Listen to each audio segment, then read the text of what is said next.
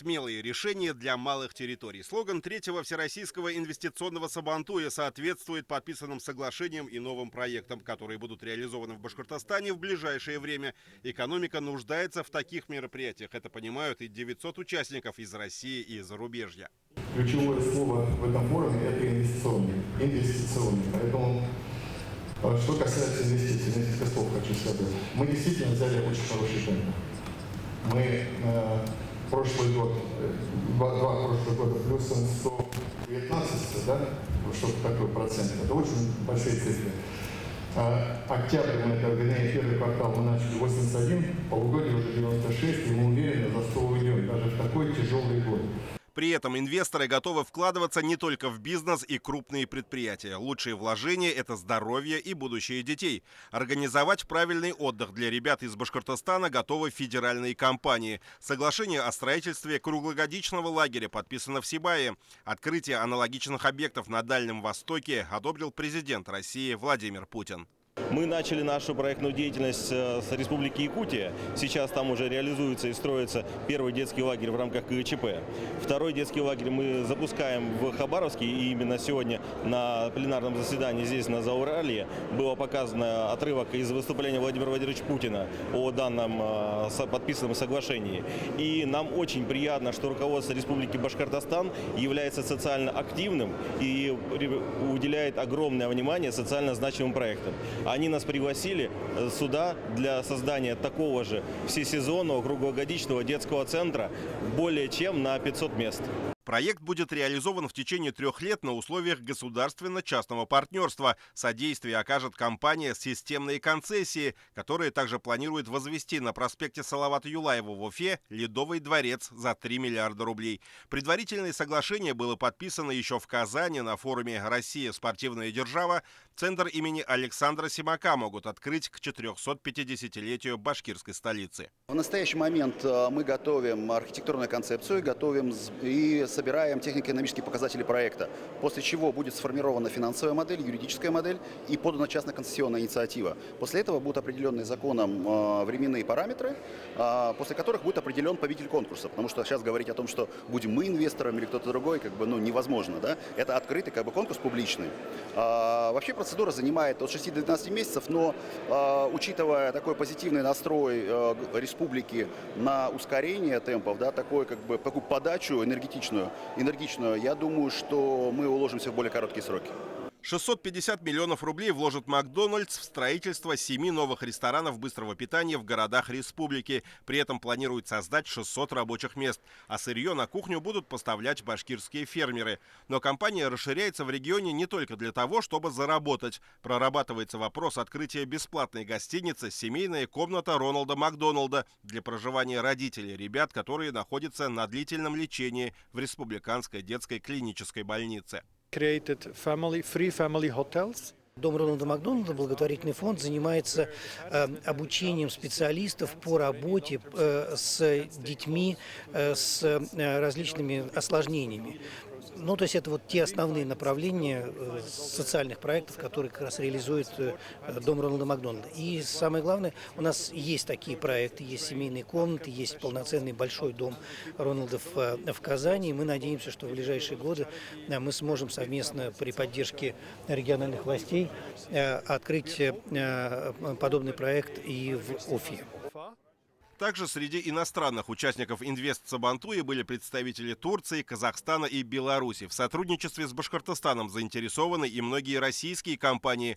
В некоторых случаях они смотрят на опыт уже прошедших форумов. Постоянные участники мероприятия говорят, что Сибай – полезная деловая площадка для старта новых проектов. Мы ежегодно принимаем участие в инвестиционных форумах в Зауралье. Это возможность пообщаться с коллегами, с инвесторами, пообщаться с представителями власти. Сегодня мы подписали инвестиционное соглашение с правительством республики о реализации проекта по строительству завода по глубокой переработке желтого гороха на территории города Благовещенска с общим объемом инвестиций 6,5 миллиардов рублей. С конца 2018 года по инициативе Радия Хабирова Инвестиционный комитет Башкирии проводит совещание в формате «Инвестчас». За это время прошло 96 заседаний, рассмотрено 373 проекта на 795 миллиардов миллиардов рублей. Деловая часть форума тоже не обошлась без новых соглашений. В селе Кондры Туймазинского района построят распределительно-логистический центр и новый элеватор. В Уфе и Сибае откроют центр имплантации и протезирования. В Белорецком районе появится новое деревообрабатывающее производство. Общий объем инвестиций по 5 подписанным соглашениям составит 2,5 миллиарда рублей, из которых более 800 миллионов компания «Ситна» направит на модернизацию мельничного комплекса в столице башкирского Зауралья. В перспективе сибайские макароны могут стать самыми востребованными в мире. Мы предлагаем инвестиционный проект по производству макаронных изделий из твердых сортов пшеницы. Мы хотим создать продукт, который будет представлен не только на территории России, но и за пределами территории. И хотим конкурировать с мировыми лидерами по производству макарон Италии. Участники и организаторы Инвест Сабантуй отмечают, после каждого форума у Сибая улучшаются возможности для проведения такого крупного мероприятия. И вполне возможно, что через 2-3 года всероссийский деловой Сабантуй ничем не будет уступать крупным международным мероприятиям. И хотя главная цель – это укрепление местной экономики, в конечном счете принятые в столице башкирского Зауралья решения отражаются на всей стране. Здесь, вот в этом месте, на Урале, традиционная инфраструктура требует особого внимания. И один из проектов Сибай-Сара, который обсуждается, который мы готовим, который у нас есть в 310-м указе главы республики, и который будет сегодня в том числе обсуждаться, это очень большая возможность не только для развития Зауралья, а это, в общем-то, стратегическая задача для Российской Федерации. Сделать еще одну железную дорогу с выходом на Казахстан, как дублер существующей железной дороги, а значит, в случае какого-то ЧП не будут остановлены эти перевозки, плюс уменьшение будет короче, например, на 250 километров, что тоже, конечно, существенно экономит перевозку грузов, а также дает возможность здесь для развития месторождения медных, цинковых, золотоносных, которым нужна инфраструктура, железной дороги в первую очередь. И это, конечно, будет способствовать развитию этих месторождений, а значит и развитию экономики Зауралья, Башкортостана, России. Насыщенной выдалась и культурная часть мероприятия. На нескольких площадках перед главной сценой предстал весь колорит республики. Гостей встречали люди в национальных костюмах, предлагая попробовать блюда, которыми славится Башкортостан. Ну а на этой площадке развернулась настоящая кумысная ферма. Участники фестиваля со всей республики предлагают гостям инвестиционного Сабантуя отведать национальный башкирский напиток. Отказавшихся нету. О целебных свойствах башкирского кумыса известно давно. В свое время к нам в республику на кумысолечение приезжали даже классики русской литературы. Доброго дня вам. Антон Павлович Чехов. Был у доктора. Он нашел у меня притупление и слева, и справа. Справа, кстати, большой кусок под лопаткой. И велел немедленно ехать на кумыс в Уфимскую губернию. Вот я и приехал. Помогает? Помогает, как видите. Набрал 8 фунтов.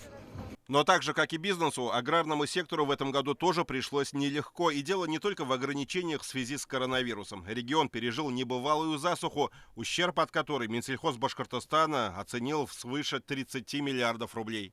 Тяжело приходится в такое время лошадям, жеребятам. Мы к ним тоже относимся с большой долей гуманности, поэтому доили мы не так много в течение дня. И кумысный сезон мы закончили уже в августе, потому что жеребятам нужно было напитаться перед зимой, кобылам нужно было наесть жирок перед зимой. И от этого зависит то, как они перезимуют, потому что наши лошади, они тебенюют круглый год, зимой они тебенюют под открытым небом. При этом инвестиционный урожай в регионе собрать все же удалось. И во многом благодаря своевременным антикризисным пакетам мер поддержки не только крупному бизнесу, но и малому и среднему предпринимательству. В общей сложности вышло 95 мероприятий с охватом почти 60 тысяч получателей. И теперь уже бизнес-шерифы не только помогают местным производителям, но и перенимают лучшие практики у коллег из других городов и районов. Посмотрев местных производителей, я поняла, что на самом деле много бизнес-идей есть, которые я могу у себя в родном районе реализовать. Много полезной информации получили, будем работать дальше, реализовывать инвестпроекты у себя на родине. В Сибае затронули не только вопросы бизнеса, но и проблемы экологии. Сразу 3 дискуссионные площадки были посвящены этой тематике: рекультивации заброшенных карьеров, промышленных территорий, возмещению ущерба окружающей среде. Нерешенным остается и вопрос сортировки и переработки твердых коммунальных отходов. Регоператоры жалуются на нехватку денег. Сколько вам нужно поднимать тарифы? Кстати говоря, в прошлом году все регоператоры такого по Республике Башкортостан получили 450 миллионов рублей из федерального бюджета безвозмездных средств для того, чтобы они развивались, и покупали необходимую технику, и 50 миллионов получили из бюджета Республики Башкортостан. Экологически чистые территории привлекают туристов, и развитие данного направления тоже стало одной из тем обсуждения на полях форума. Те же представители компании «Макдональдс» сравнили Башкирию со Швейцарией по красоте природы. Но чтобы регион стал излюбленным местом отдыха не только местных жителей, но и туристов со всего мира, в первую очередь нужно подготовить комфортную инфраструктуру. И в этом направлении готовы работать башкирские предприниматели. Хочу построить турбазу под названием «Талкас» с круглогодичным пребыванием.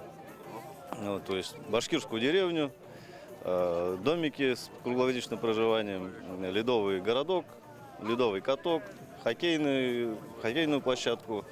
Ну, все для детей, спортивные там сооружения и все такое прочее. От проведения таких форумов в первую очередь выигрывает и та территория, где проводятся мероприятия. В Сибае создаются комфортные условия как для бизнеса, так и для детей. Одно из старейших образовательных учреждений города, школа номер 6, будет полностью снесена и вновь построена уже в соответствии с современными требованиями. Такую идею предложил премьер-министр правительства республики Андрей Назаров. Ради Хабиров инициативу поддержал. Новая школа будет рассчитана на 725 учеников, и для приобретения необходимого оборудования бюджет региона выделит на каждого школьника по 200 тысяч рублей. Это новый проект, он будет, по сути, делаться по формату умной школы. Дети переводятся на период строительства новой школы в 2 образовательные организации города Сибая. Все они достаточно в пешей доступности, при этом классы не расформировываются, учителя со своими классами полностью переходят в иные школы. Работу «Инвест Сабантуя» освещали 90 региональных и федеральных средств массовой информации. За один день на полях форума удалось подписать соглашение на общую сумму 98 миллиардов рублей, в том числе между правительством региона и банком «Уралсиб». Финансовый гигант увеличит реализацию социальных проектов в Башкирии. Подводя итоги мероприятия, глава республики Ради Хабиров отметил, что этот результат еще долго будет работать на благо жителей региона. Сам форум прошел с учетом требований Роспотребнадзора. Знаете, вот я как-то говорил, когда особенно мы принимали тяжелые решения там по ограничению какой-то деятельности, мы шутили между собой, что, наверное, если мы всю экономику остановим, может быть, какой-то плюс для этого будет для лечения коронавируса. Но потом мы людей будем лечить от голода, что ли, и пойдут другие проблемы. Поэтому экономику нельзя останавливать, а это как раз тесно связано с развитием экономики. Поэтому где-то меня критикуют, где-то поругивают, но подчеркиваю, что мы все-таки стараемся все, что связано и работает на пользу привлечения инвестиций, развития экономики, мы стараемся проводить. Инвестиционный Сабантуй прошел в 3-й раз и за все время привлек десятки крупных предпринимателей и сотни миллиардов рублей. Несмотря на это, потенциал Зауралья до конца еще не исчерпан. И поэтому каждый инвестор, который приходит сюда, автоматически становится первым в очереди за государственной поддержкой. Благодаря этому экономика региона набрала уверенный темп, избавлять своих оборотов не намерена.